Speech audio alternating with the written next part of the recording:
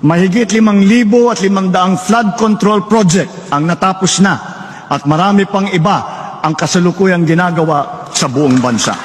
Nasaan ang mga flood control? Nandyan ang mga flood control na overwhelm lang. Nandyan. Nandyan yung mga flood control na overwhelm lang. Putang ina, nandyan daw Nandyan, sabi niya. Asan? Many months later. Wala kaming makita. Welcome back to Philippine Celebrity Broadcast. Matapos nga pumutok ang isyu sa dambuhalang korupsyon ng ating bansa ukol sa flood control project na kinasangkutan ng ilang mambabatas na kung saan si Pangulong Bongbong Marcos mismo ang nagbulgar na nagresulta pa ng katatawanan na kinumintuhan ng ilang political vlogger dahil sa iba't ibang pahayag ng Pangulo. Nasaan ang mga flood control?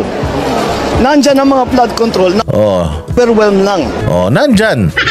Nandyan yung mga flood control na overwhelm lang. Putang ina, nandyan daw Nandyan, sabi niya. Asan? Many months later. Wala kaming makita. Okay, ina yan. Sabi mo nandyan, ba't ngayon wala kang makita? Di ba sinasabi na namin sa'yo, Bongbong? Sinabi na namin sa'yo yan, di ba? Sir, putang ina yan. Flood control sinasabi mo, pinagyayabang mo yung flood control. Tapos nagbaha, nagalit ka, ang sabi mo pa, binangga. 1 taon na nakalipas. Sinabi mo yung may flood control pero binangga ng barko. Tapos pagkatapos naman sinabi mo may flood control pero na-overwhelm.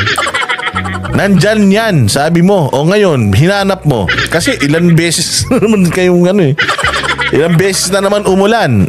Bago magsona.